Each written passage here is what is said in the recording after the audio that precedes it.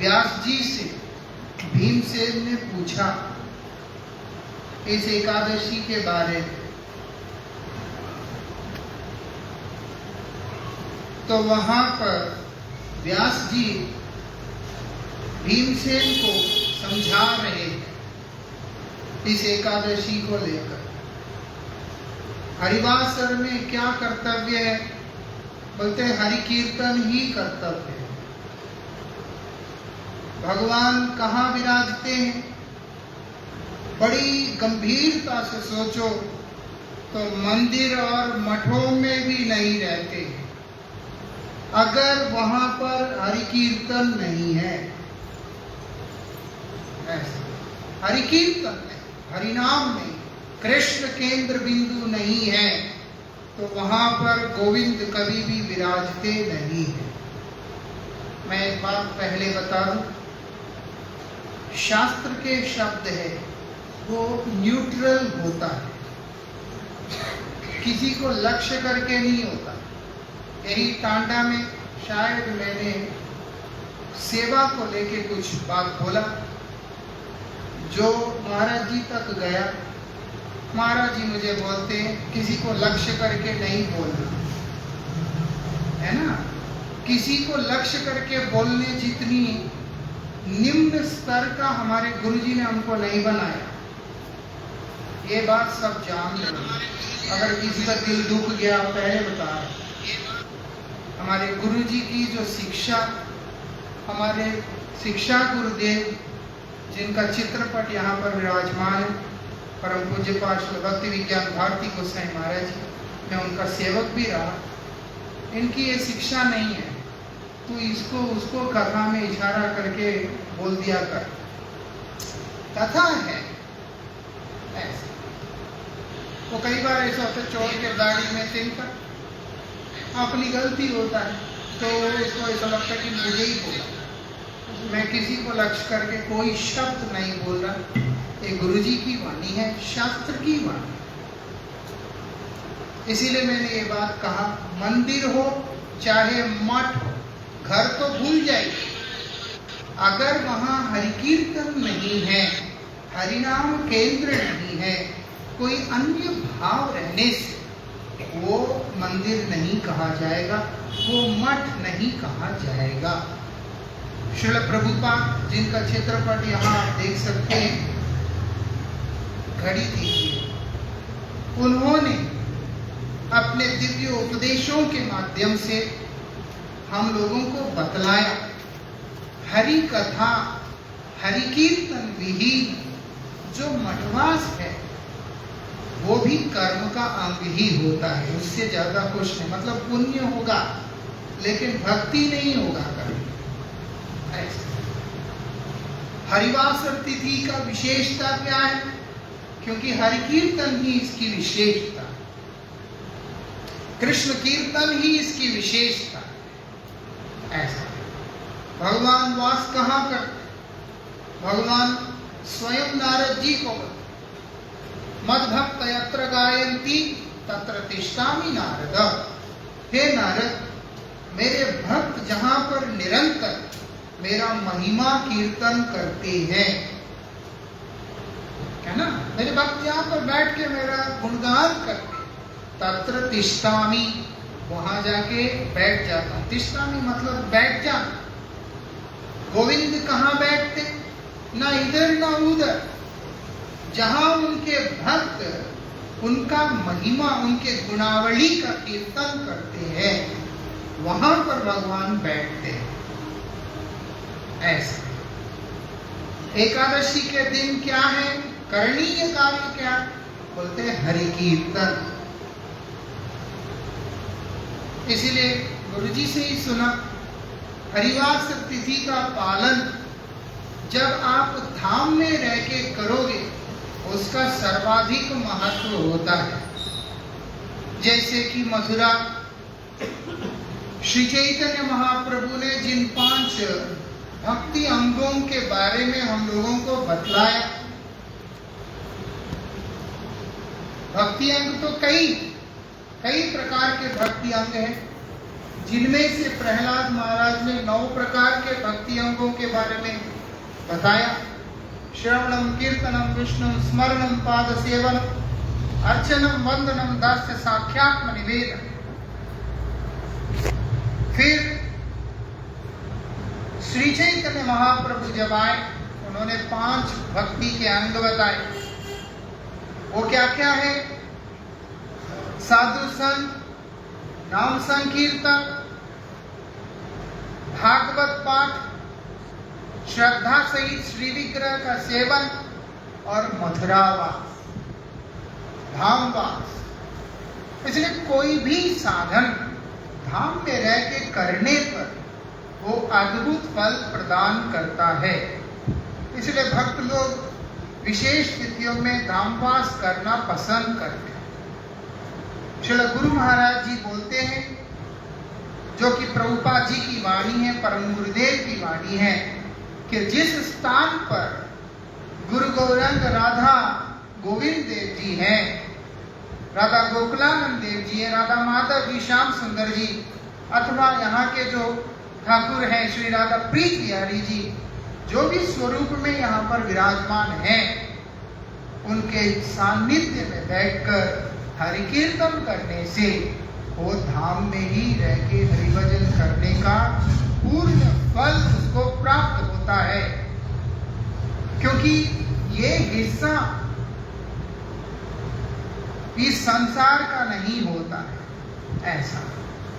फिर वो दर्शन की बात है, लेकिन सिद्धांत के अनुसार गोविंद जिस स्थान पर विराजमान रहते हैं, वो इस संसार का एक भूखंड नहीं होता है, वो उस गोलोक का हिस्सा हो जाता है। इसलिए गुरु जी अक्सर बोलते हैं कि एकादशी तिथि होने से कलकत्ता मठ में देखा जाता है बहुत भीड़ होता है।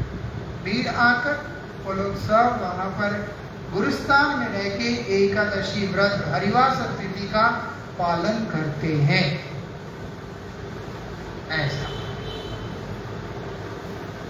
एकादशी के दिन हरिवास तिथि में आज का तिथि विशेष करके भीमसेन का नाम है वृकोदर। भीमसेन का पेट का जो अग्नि है वो बुझता नहीं। थोड़ा खाया पेट भर गया ऐसा नहीं होता। उनका अद्भुत उनका भोजन करने का क्षमता जो कि किसी में नहीं है। इसीलिए उनसे व्रत करना, ना खा के रहना उनके लिए बहुत मुश्किल है। तो वहां पर वो व्यास जी महाराज से पूछते हैं कि मेरे लिए क्या उपाय है। व्यास देव कहते हैं कि देखो 24 एकादशी आते हैं एक साल में, उन सबको विधि से पालन करना होगा। ना पालन करने पर निश्चित रूप से वो व्यक्ति नरकगामी होगा।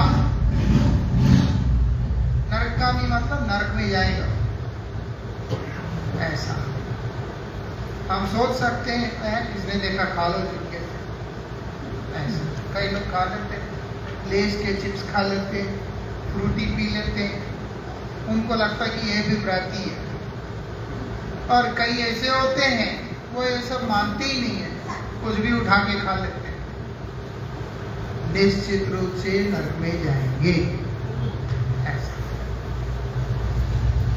तो इसीलिए वहां पर बताया कि व्रत का विधिवत पालन ना करने पर व्यक्ति को नरक में जाना पड़ेगा। व्यास जी ऐसे बोलने से भीमसेन डर गया कि अरे अब मैं क्या करूं। तब व्यास जी ने उनको ये जो एकादशी तिथि है, निर्जला एकादशी, इसका पालन करने के लिए उन्हें निर्देश दिया। इसलिए कई लोग ये भी कहते हैं कि देखो निर्जला एकादशी एक करने से हो जाएगा। कई लोगों का विचार ऐसा है कि निर्जला एकादशी साल में एक आता है, उसको कर लो, क्योंकि सारे 24 एकादशी करने का जो फल है वो उस निर्जला एकादशी को करने से मिल जाता है। लेकिन याद रहे ये केवल भीमसेन के लिए लागू होता है। ऐसा मरा बोल के वाल्मीकि जी जाप करते हैं तो वो राम होता है, हम मरा मरा करेंगे वो मरा ही होगा, क्योंकि आज्ञा गुरु से आना चाहिए। व्यास जी जगत गुरु हैं, उन्होंने भीमसेन को देखकर उनका हृदय में आया और उन्होंने भीमसेन को यह बात कहा कि तुम करना, बाकी शेष प्राणी जितने भी हैं, बाकी जितने भी जीव, उन सब के लिए हरिवासर तिथि का बड़े ही मर्यादित रूप से पालन करना कर्तव्य हो जाता है।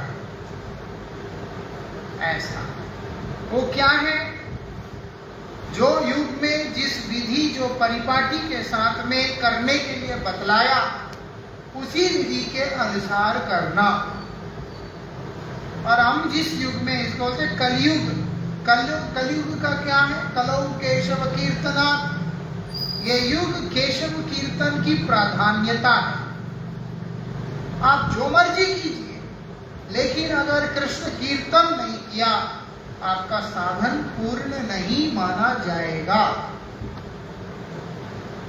ऐसा अभी बलि महाराज को जब सुतलापुरी में भेज दिया था भगवान वामन ने, बलि महाराज को इंद्र बनना था, तो इसीलिए उन्होंने 99 अश्वमेध यज्ञ कर चुके। 100 अश्वमेध यज्ञ जो कोई भी करेगा वो इंद्र बनेगा। इंद्र बनना कोई बहुत बड़ी बात नहीं। बलि महाराज ने 99 कर लिया, एक बाकी है। और इससे पहले ही बलि महाराज ने देवताओं को स्वर्ग से भगा दिया। अब देव माता अदिति बहुत दुखी है कि उनका संतान स्वर्ग से भटक कर धक्के खा रहे हैं इधर उधर। लेकिन बलि महाराज के ऊपर आक्रमण कौन करे? बलि महाराज केवल एक पराक्रमी राजा ही नहीं, बलि महाराज भगवान के बहुत बड़े भक्त भी हैं। बलि महाराज के ऊपर आक्रमण नहीं कर सकता कोई। अब अपने बच्चों को बचाएगा कैसे? तो उन्होंने पयोव्रत किया, मतलब दूध पी के रहने वाला एक व्रत है, श्रीमद् भागवत में आता है। 13 दिन उन्होंने उस व्रत को किया, और अगर किसी इंसान ने करना है तो 13 साल करना पड़ता है, क्योंकि वो देवताओं के 13 दिन है, हम मनुष्य हैं तो 13 साल उसको करना पड़ेगा। बहुत उससे बहुत फायदा भी होता है, करके देख सकते हैं। ठीक है। आज उनके यहाँ पर वामन देव का प्राकट्य हुआ। वामन देव जब जाकर बलि महाराज को सुतलापुरी में भेज दिया, वो सारी कहानी हम चर्चा नहीं करें। उस समय बलि महाराज बहुत दुखी है। एक तो वामन देव शुक्राचार्य बहुत दुखी है, जो कि बलि महाराज के गुरु है। एक तो बलि महाराज का यज्ञ संपन्न नहीं हुआ, पूरा नहीं हुआ, और दूसरा कि शुक्राचार्य का आंख भी फूट गया था। शुक्राचार्य का एक ही आंख है, दूसरा भगवान ने फोड़ दिया था। ऐसा तो दुखी होकर शुक्राचार्य भगवान से प्रार्थना करते हैं। तब भगवान मजाक करते हुए बोलते हैं कि देखो, आपका शिष्य का यज्ञ तो पूरा हुआ नहीं। बैठ जाओ भैया, बैठ जाओ, वो नहीं चलेंगे। आपका शिष्य का यज्ञ तो पूरा हुआ नहीं, बहुत नुकसान हो गया, उसके मंगल के लिए आपको कुछ करना चाहिए। तब शुक्राचार्य असुरों के गुरु हैं, वो फिर भी भगवान के लिए हाथ जोड़ करके बोलते कि नाथ, मंत्रतस् तंत्रतस् छिद्रम देश काला वस्तुता सर्वं करोति निश्चिद्रम नामैव कीर्तन। बोलते मंत्र में दोष, तंत्र में दोष, स्थान में दोष,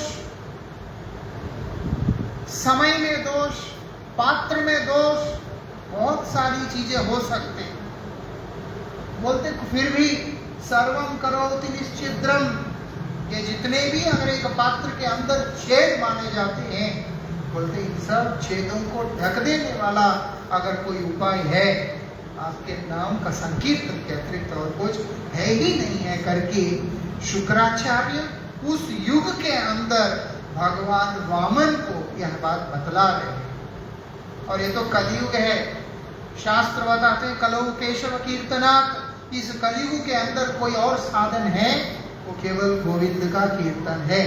और हरिवास तिथि के दिन उसी को हमें करना चाहिए। ऐसा एकादशी तिथि का अंदर उसी को हमें करना चाहिए। किस लिए करना चाहिए? शांति प्राप्त करने के लिए ना।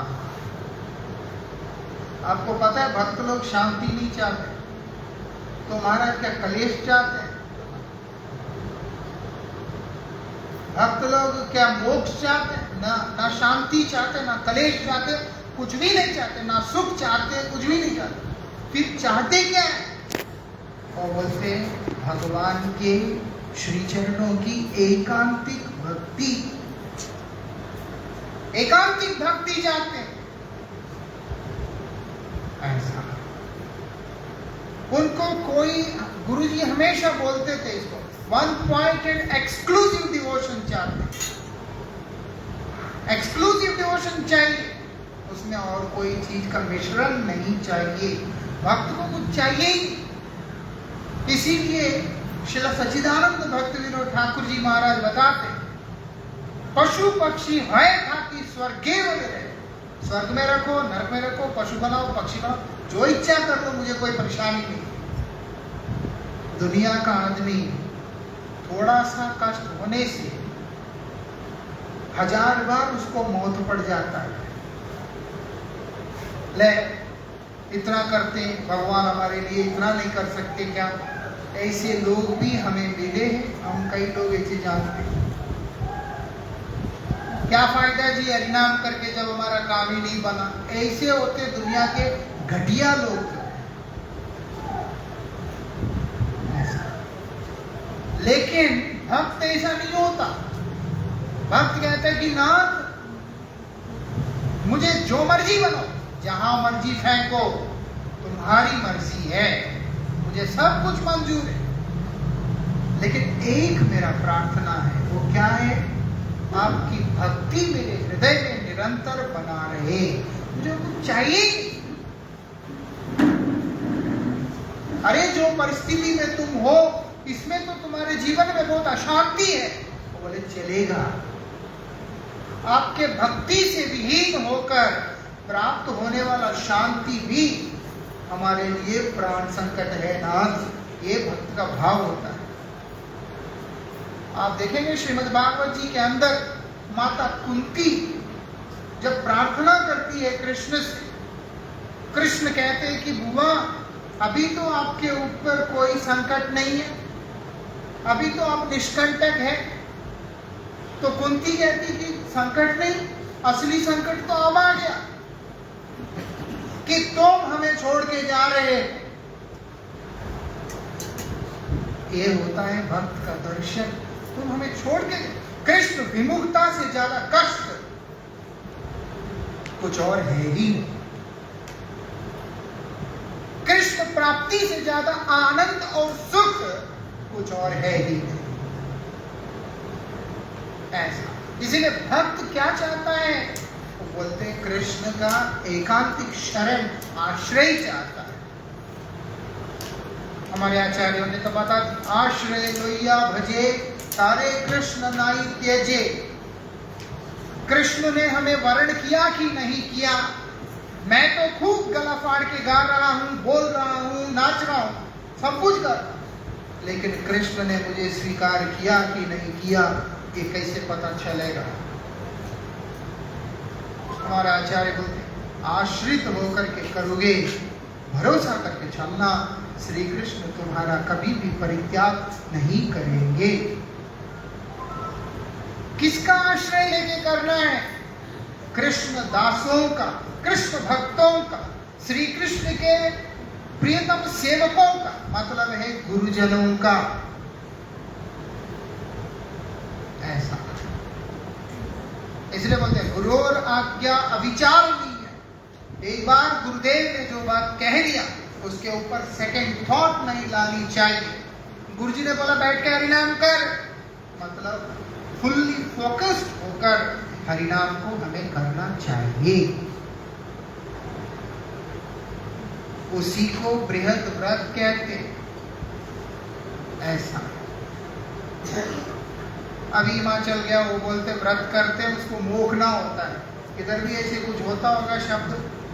मैंने बोला मोखना क्या है? बोलते मतलब जीते जी व्रत को समाप्त करना होता है। उद्यापन, उद्यापन तो है, इधर उद्यापन बोलते हैं। अच्छा, उद्यापन करना होता है। भक्ति में उद्यापन नहीं होता है। भक्ति में उद्यापन क्या होता है? जिसने गोविंद के नाम में उद्यापन कर लिया उसका जिंदगी में अब बचा क्या है? ऐसा कृष्ण नाम में उद्यापन करना मतलब है अपने लिए सर्वनाश का दावत देना। कृष्ण नाम है, कृष्ण कीर्तन है, तो जीवन में सब कुछ है। उस कृष्ण कीर्तन को प्राधान्यता देकर कृष्ण की प्रसन्नता के लिए जो साधन किया जाता है उसी तिथि को एकादशी कहते हैं। इसलिए एकादशी के दिन यही करना होता है। इसको छोड़कर कुछ और इधर उधर, आज निर्जला एकादशी है, एकादशी का नाम निर्जला है। रास्ते भर में वो लोग वो जो छबील लगाकर कोई शरबत पिला रहा है, कोई कुछ पिला रहा है, नाम निर्जला है और वो कुछ भी पिलाए जा रहा है। शास्त्र बोलते हरि कीर्तन विधान। तुम गुरुजनों के पावन सानिध्य में रहकर आज के दिन विशेष रूप से गोविंद का नाम का अनुकीर्तन करना, भक्तों के पीछे पीछे गाना, तब तुम्हारा फायदा होगा। एकादशी में क्या करना होता है? उपाव्रतेस्य पापेभ्यो यस्तु वासै गुणैः सह उपवासस्तु विज्ञेय सर्वभोग विवर्जित। आज का दिन वैसे जीवन में भोगी नहीं होना चाहिए। भोग से रोग आता है। जो भोग करेगा वो रोगी होगा। जो योग करेगा वो कभी भी रोगी नहीं होता। जो भोग करता है वही रोगी होता। योगी रोगी नहीं होता।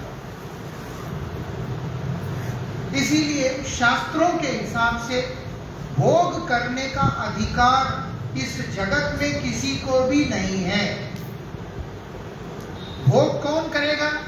भोक्ता करेगा। समझ में आता है?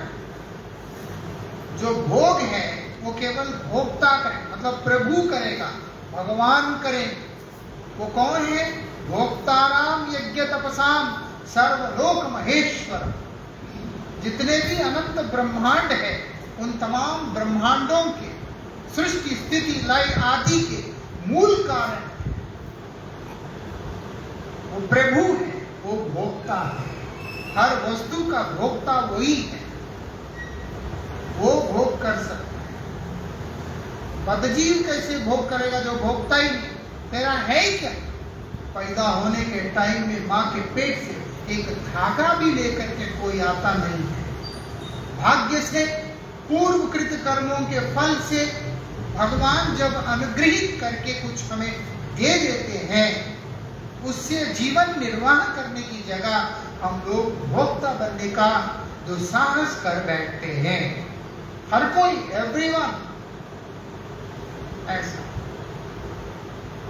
रिक्शा चलाने वाला भी होगा, उसके पास जितना होगा उतने का वो अपने आप को मालिक समझता है। नहीं समझते? पूरा दिन रिक्शा चला के मान लो शाम को 200 कमाया है, तो 200 पकड़ के अपने आप को जो है मालिक समझता है उसका। गुरु महाराज जी हमेशा बोलते, गुरु बोलते शर्म नहीं आता। ऐसे ही बोला गुरु जी के यही शब्द। अम्बरीश महाराज जी के बारे में बोलते बोलते गुरु जी एक कथा में ऐसे बोल रहे थे। गुरु जी बोलते जो खुद मेहनत करके कमाता है उसको भी उस कमाई का भोग करने का अधिकार नहीं है। और जो कमाता ही नहीं है, भगवान के नाम पे आता, उसको अगर कोई भोग करेगा तो शर्म नहीं आती। भोग हमारे लिए नहीं है। पूरा साल क्या, पूरा जिंदगी कभी भी भोगों में नहीं जाना चाहिए। गीता जी में भगवान बोलते, भोगैश्वर्य प्रसक्ता नाम तया अपहृत चेतसा। भोगों में फंसा हुआ व्यक्ति, समझ में आता है तो वृंदावन बिहारी लाल की जय।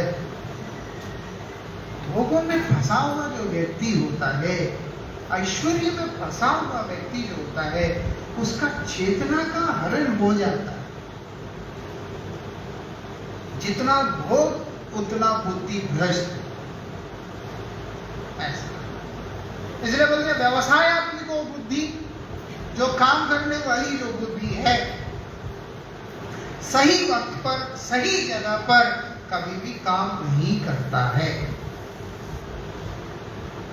इसीलिए भोग ठीक नहीं है, उसका दिमाग खराब हो जाता है भोगते भोगते। ऐसे अभी मैं हैदराबाद में भागवत कथा था, हो सकता है उनमें से कोई सुन भी रहा होगा। भागवत कथा था,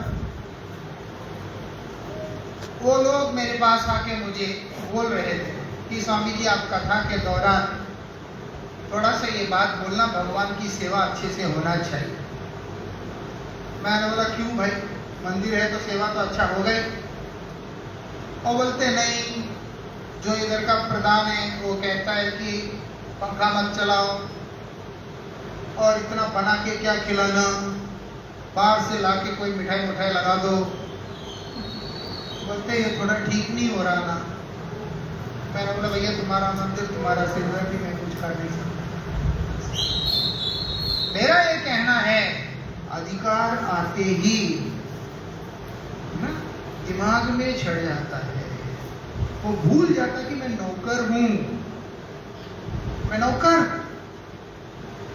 इतने लोगों पे भगवान ने कृपा करके मुझे चुना है सेवा करने के लिए, इतनी सी बात को उसके दिमाग से गायब कर देता है जैसे ही वो उस भोग को भोगना शुरू करता है।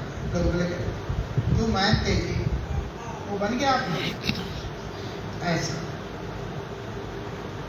इसी प्रकार से घर में भी, घर के अंदर, कंपनी में भी, कहीं पे भी है, अधिकार मिलने से मद सिर पे आ जाता है, भोग मिलने से दिमाग काम करना बंद हो जाता है। किसका दिमाग सही चलता है वो भी शास्त्रों में बता दिया। अकामो सर्व कामो मोक्ष कामो व उदारधि तीव्रेण भक्ति योगेन यजेत पुरुषः परम्। ये श्लोक हमारे मठ वाले ने नहीं लिखा, शास्त्रों का श्लोक है, गीता जी का, भागवत जी का श्लोक है। अकामो सर्व कामो मोक्ष कामो उदारधि। वो व्यक्ति निष्काम हो सकता है, सकाम हो सकता है, या मोक्ष कामी हो सकता है, लेकिन विकसित बुद्धि वाला, जिसका मतलब स्पष्ट शब्दों में दिमाग जिसका ठीक है, वो कौन है? तीव्रेण भक्ति योगेन, तीव्र भक्ति योग के द्वारा, भक्ति के द्वारा यजेत पुरुषः परम, परम पुरुष भगवान का यजन करता है, उनकी आराधना करता है। जिंदगी में अगर भगवान नहीं है, अगर सब कुछ है, दुनिया को लग सकता है कि उसका दिमाग ठीक है, शास्त्र बोलते हैं वही सबसे बड़ा दिमाग खराब आदमी है। ऐसा इसलिए यहां पर बता दी, सर्वभोग विवर्जित।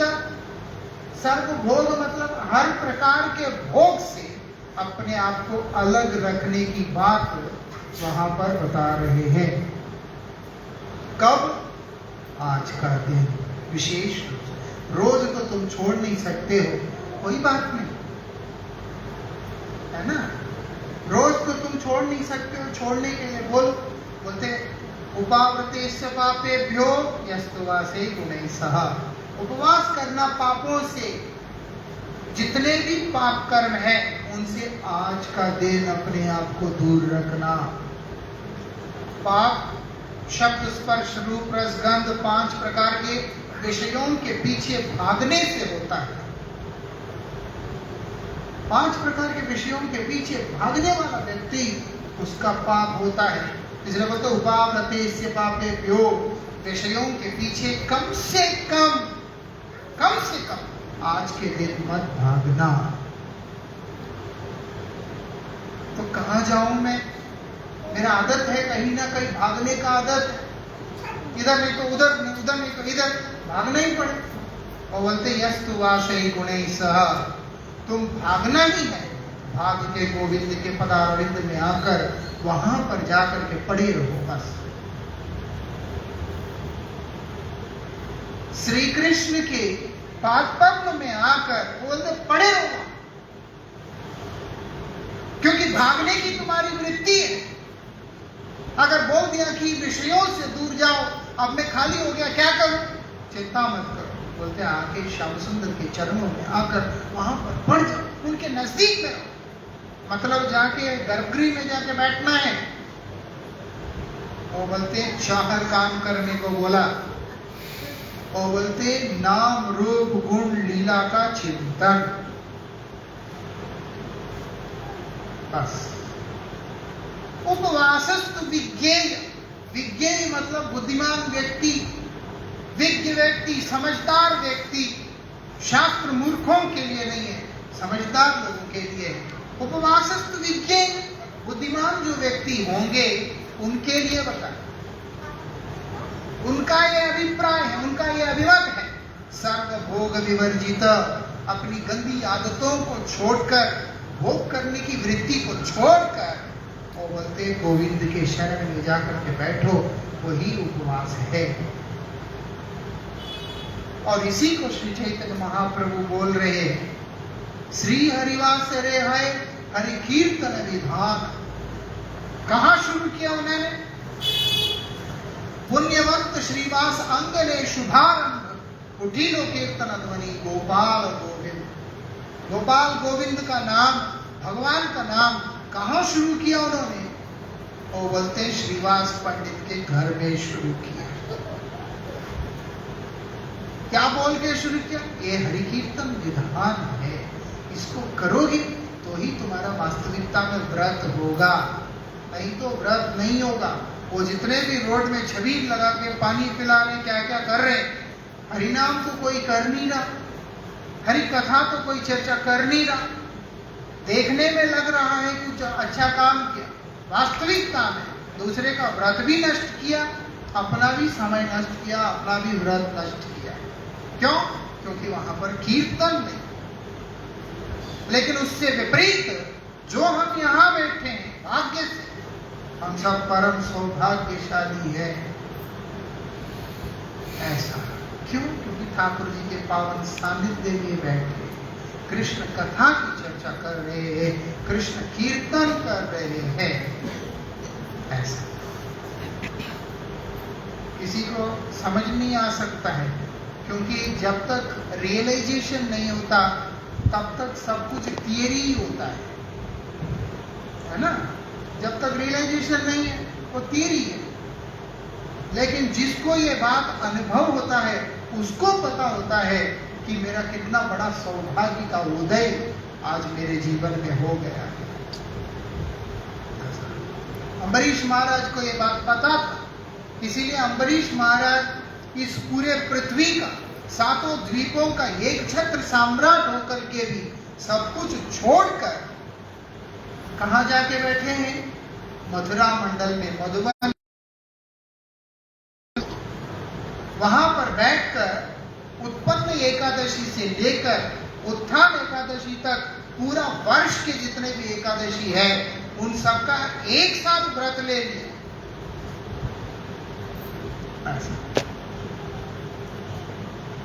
मिट्टी का ढला है, बस एक मिट्टी की ढली जो पड़ी रहती है, पानी का बूंद गिरने मात्र से ही वो पिघल जाता है। वो बोलते ऐसे ही समझते हैं। वो दर्शन कहां से आ गया? भगवान की कृपा से आ गया। भगवान का कृपा कब हुआ? जब भगवान के शरण में गया व्यक्ति, तभी प्रभु का कृपा उसके ऊपर हो गया। इसीलिए बोलिए हर प्रकार से प्रयास करना चाहिए कि अपना मन को उनके चरणों से कभी भी दूर ना होने दे। नारद गोस्वामी खुद युधिष्ठिर महाराज से कहते कि युधिष्ठिर ध्यान देना, कुछ भी करना, केनप्य उपाय ना, कुछ भी करो, मन को कृष्ण से दूर मत होने दो। मन को श्री कृष्ण के चरणों को कस के पकड़ लेने के लिए बोलना। ऐसा इस चीज को हमें समझना। अम्बरीश महाराज ने भगवान के चरणों को कस के पकड़ लिया। इस कारण से अम्बरीश महाराज के जीवन में पूरे भूमंडल का राजत्व होते हुए भी उसको मिट्टी की ढले की तरह देखा करते थे। बस हमें ये सब अपने ऊपर लगा के देखना चाहिए। हमारे जीवन में भगवान नहीं है, इसीलिए हमें कल का फिक्र रहता है। हमारे जीवन में भगवान नहीं है, इसीलिए हम लोगों को अकेलापन सताता है। हमारे जीवन में भगवान नहीं है, इसीलिए हमारे अंदर कई तरह का डर रहता है। और हमारे जीवन में भगवान नहीं है, इसीलिए दुनिया का गंध जो हमारे साथ में है, वो सब हमारे लिए बहुत महत्वपूर्ण लगता है। ऐसा जिसको इत्र का सुगंध के बारे में नहीं पता,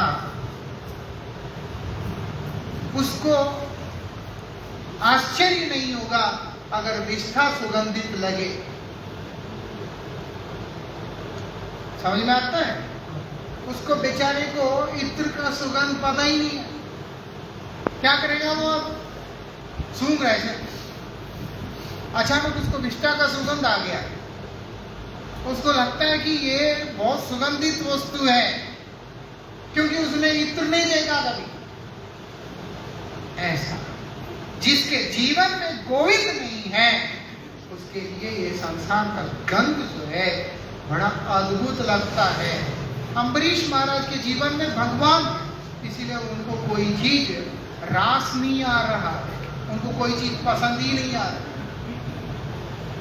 इतना कुछ होके भी सब छोड़कर जाके वहां बैठ के एकादशी व्रत का पालन कर रहे हैं, क्योंकि उनको मालूम है ये माधव तिथि है, एकादशी तिथि है। इस तिथि का पालन करने पर श्रीमती राधिका स्वयं बताती है श्री कृष्ण वशीभूत हो जाएंगे, है ना। गोपियां राधा रानी के पास जाके पूछती है ऐसे कोई उपाय बताओ जिससे कि कृष्ण हमारे वश में रहे। तो राधा रानी बोलती चिंता क्यों करते हो, तुम सब मिलकर एकादशी व्रत का पालन करो। मैं बता रही हूँ तुम लोगों को, श्री कृष्ण तुम्हारे वशीभूत हो जाएंगे, और इस बात पे संशय भी नहीं कर। तो सारी गोपियों ने मिलके एकादशी व्रत किया था। ऐसा भगवान वशीभूत हो जाते, आकर्षित हो जाते। यथा भक्ति मूर्जिता वाली जो बात है, जैसे भक्ति के द्वारा मुझे अपनी ओर खींचा जा सकता है, वो खींचने वाले भक्ति अंगों के अंदर नाम संकीर्तन, साधु संग, ये सारी चीजें उसके अंदर है। उसी के अंतर्गत हरिवासर तिथि का पालन, एकादशी तिथि का पालन है। उत्पन्ना एकादशी के दिन प्रकट हुई एकादशी महारानी ने भगवान से वरदान मांगा कि नाथ आज के तिथि में जो लोग हरि कीर्तन करेंगे उनको सर्वाधिक बल की प्राप्ति हो, आपका विशेष कृपा का हकदार बने। इस कारण से तिथि का बड़ी अलग महत्व है। अम्बरीश महाराज ने इसी तिथि का पालन करके वो दुर्वासा ऋषि बड़े भयंकर ऋषि हैं। त्रेता युग के अंदर जब भगवान श्री राम ने लक्ष्मण को द्वारपाल की तरह रखा, उस समय दुर्वासा ऋषि आए थे राम जी से मिलने। इतना उनका डर था कि लक्ष्मण को अपने वचन को तोड़ते हुए राम जी के पास जाकर के संवाद देना पड़ा कि दुर्वासा ऋषि आए। इतने प्रभावशाली है। तो राम जी को मजबूरी में लक्ष्मण जी का त्याग करने का नाटक करना पड़ा था। उसका पीछे दुर्वासा ही कारण है। वो दुर्वासा आज यहाँ पर आके अम्बरीश महाराज के ऊपर क्रोध दिखाते हैं, क्योंकि दुर्वासा ने देखा, अरे ये तो बहुत बड़ा व्रत करके कितना शक्ति प्राप्त की है, भगवान का कितना कृपा प्रेम प्राप्त किया है। ये बात अब दुनिया को पता होना चाहिए। एकादशी व्रत की महिमा पता होना चाहिए। वो जाके उनके ऊपर असुर को निक्षेप करते, फेंकते हैं। कृत्या नाम का राक्षस को फेंकने के बाद सुदर्शन चक्र आके उसको काट के फेंक देता है। फिर दुर्वासा ऋषि का पीछे जाता है, ब्रह्मलोक में जाते हैं, शिवलोक में जाते हैं, कैलाश में जाते हैं, वैकुंठ में भी जाते हैं, लेकिन कहीं पे भी छुटकारा होता नहीं है। एकादशी व्रत करने वाला व्यक्ति के साथ अगर आप गलत करते हैं, भागवत जी में बताया, आप अगर ब्रह्मा के पास जा सकते हो तो भी ब्रह्मा आपको नहीं बचाएंगे। आप अगर कैलाश जाओगे, शिव आपको नहीं बचाएंगे। आप अगर वैकुंठ भी जा सकते हो, खुद भगवान के पास जा सकते हो, तो भी भगवान आपको नहीं बचाएंगे। आप समझते हैं कि एकादशी व्रत की कितनी महिमा है। अम्बरीश महाराज ने एकादशी व्रत किया और कुछ क्या किया, उधर भगवान का सेवा की, अपने हाथों से मंदिर साफ करते थे, पूजा के बर्तन धोते थे अपने हाथ से। बाकी सारे काम नौकर करते थे, भगवान का काम खुद अम्बरीश महाराज खुद करते थे। बर्तन खुद धोना, रसोई खुद बनाना, भगवान को खुद भोग देना, खुद पूजा करना, सब खुद करते। पोछे भी खुद लगाते और भगवान का निरंतर नाम कीर्तन करते थे, भगवान का जाप करते थे, सेवा करते थे, उनका महिमा चर्चा करते थे। यही तो किया। पर आज देखो दुर्वासा ऋषि उनका कोई रक्षा नहीं कर पा रहा। आखिर में आके अम्बरीश महाराज के चरणों में गिरना पड़ा। दुर्वासा ऋषि सन्यासी हैं, ब्राह्मण है, तपस्वी है, हजारों साल का एक साथ खा सकते हैं, हजारों साल भूखा रह सकते हैं। इतना कुछ होने के बाद मन की गति से यात्रा कर सकते हैं। और अम्बरीश महाराज राजा है, क्षत्रिय है, गृहस्थ है, ब्राह्मण भी नहीं। लेकिन एकादशी व्रत का प्रभाव आप देखिए, एकादशी का प्रभाव कि दुर्वासा ऋषि आके उनके चरणों में गिरकर क्षमा याचना करते, तब जाकर के सुदर्शन उनको छोड़ता है। कहने का मतलब एकादशी का इतना प्रभाव है कि भगवान वश में हो जाते हैं, भगवान अपना बन जाते हैं।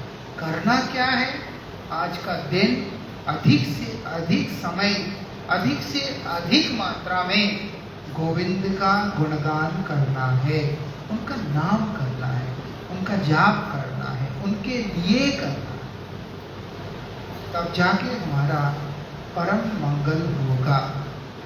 हमारे गुरुजी अक्सर बोलते, जैसे दवाई कड़वा होता है तो उसको खाने के लिए ऊपर जैसे चीनी का लेप लगा के दे दिया जाता है, ऐसे ये संसार में फंसे हुए बदजीव अगर बोलो हरिनाम करो भगवान मिलेंगे, तो उसका दम निकल जाता है ना। उसको भगवान नहीं चाहिए। आप बोलो, गुरुजी से सुना, कई बार गुरुवर्गों से सुना, तुम अगर एकादशी करोगे 5 लाख देंगे, बोलते गुरुजी बोलते पूरा शहर आके बैठ जाएगा, उसको कोई लेना देना, पूरा शहर आके बैठ जाएगा। भगवान के लिए कोई करेगा तो बदजीव है, करेगा नहीं। तो नहीं करेगा तो उसका मंगल नहीं होगा। उसके लिए ये जो कर्मफल की जो बात आता है, जो कहानियां हम लोग सुनते हैं, वो उसी के लिए होता है कि तुम ये एकादशी करोगे, पुत्रदा एकादशी करोगे, पुत्र मिलेगा, मोक्षदा एकादशी करोगे, मोक्ष मिलेगा। कम से कम मोक्ष के बहाने, पुत्र के बहाने, पाप मोचनी, पाप खत्म हो उसके लिए, ऐसे से कोई ना कोई इच्छा से कम से कम व्रत तो करेगा, ऐसे शास्त्रों का अभिमत है। गुरुजी अक्सर बोलते हैं शुद्ध भक्त ये सारी चीजों के लिए नहीं करता है। हमारे लिए वो निर्जला एकादशी हो, उत्पन्ना एकादशी हो, जया एकादशी हो, रमा एकादशी हो, अन्नदा एकादशी हो, कोई भी एकादशी हो, हमारे लिए सारे एकादशी एक ही होते हैं। एकादशी में ये थोड़ा बड़ा है, ये थोड़ा छोटा है, ऐसा नहीं होता। सारे एकादशी एक समान है, एक ही है। और सारे एकादशियों में करणीय कर्तव्य एक है, वो है हरि कीर्तन विभाग। कलयुग का भी वही धर्म है। कलयुग का धर्म भगवान की प्रसन्नता के लिए जो लोग करेगा, तो लोगों का जन्म सार्थक हो जाएगा। अन्यथा ये संसार के भोग, वो घोड़ा बनकर भोगने में मजा आता है, ऐसे ऐसे आहा, थोड़ा पीठ भी खुजा दे, उसके बाद इतना बड़ा घोड़ा पीठ पे हो जाता है, ना आदमी लेट सकता है, ना करवट ले सकता, कुछ नहीं कर सकता। जिंदगी अपने ही हाथों बर्बाद हो जाएगा। इसलिए एकादशी के दिन ज्यादा हरिनाम करना। कई लोग करते हैं 16 माला करना है, 32 माला करना है, ऐसे करते हैं। असाइनमेंट नहीं है ना। हर क्षण हर पल गोविंद का नाम में जाना चाहिए। जितनी आपके काम होने के बाद या काम करते करते जितना समय मिले उतना हरिनाम करने का कोशिश करना, ज्यादा से ज्यादा करने का कोशिश करना, बहुत फायदा होगा। वांछा कल्पतरुभ्यश्च कृपा सिंधु पतितानां पावनेभ्यो वैष्णवेभ्यो। यहाँ पर मैं हिमाचल में आया था, हिमाचल हमीरपुर में डिस्ट्रिक्ट में कांगू नाम का एक जगह है, कांगू। उसके पास एक गांव है बड़ेरा, बड़ा सुंदर हरा भरा गांव है। वहाँ मेरा और हम लोगों का 22 साल पुराना मित्र, 22-23 साल पुराना एक मित्र हमारा गुरु भाई घर बनाया, तो बुलाया, तो फिर वहाँ गया, प्रोग्राम वगैरह था। तो फिर वहाँ से अब वापसी की यात्रा में, क्योंकि टांडा से 17 किलोमीटर दूर है, तो इसलिए हम सोचा कि टांडा हो लेते हैं। पीछे जो है भूमि पूजन भी हुआ, मेरा पाँव में फ्रैक्चर होने से मैं तो आ भी नहीं सका था, तो इसलिए मैं सोचा हो लेते हैं एक बार, सबसे मिल भी लेते हैं। टांडा तो यूं भी बहुत प्यारा जगह है, नहीं? प्यारे प्यारे भक्त रहते हैं यहाँ पर। मेरे अच्छे मित्र हैं यहाँ, वो मेरे से मिलने आते नहीं है, वो उनका प्रॉब्लम है, लेकिन मेरे तो बहुत प्यारे हैं निश्चित रूप से। तो जो इसलिए कल का दिन मैं इधर ही हूँ, टांडा में ही रहूँगा। और मेरा इच्छा है, मैं नरसिंह शालिग्राम है हमारे, साथ में रखते हैं हम, तो इसीलिए कल मैं सुबह वहाँ जाके पूजा भी करूँगा। हो जाएगा, बारिश है, पता नहीं क्या है, मालूम नहीं। मेरा इच्छा है कि वहाँ मैं पूजा करना चाहता हूँ, है ना। बारिश है, गीला पता नहीं क्या है, मालूम नहीं। अगर सुविधा होगा मैं वहाँ पर एक बार, क्योंकि मैं तो गया ही, एक बार जाके पूजा करने का इच्छा है सुबह ऐसा 8:30 बजे के बाद। और बस परसों सुबह यहाँ से, उसके बाद 9, 10, 11 इधर कार्यक्रम है। महाराज जी कह रहे थे, तो फिर महाराज जी के साथ तब आऊँगा, फिर आप लोगों के साथ फिर रहेंगे। तो किताब के साइज में निमंत्रण वृंदावन बिहारी लाल की।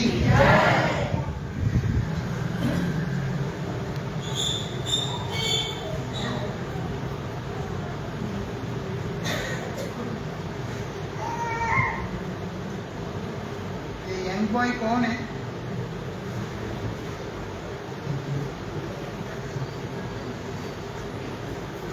अच्छा, इसमें सिर्फ मूंछ है, उधर तो दाढ़ी भी।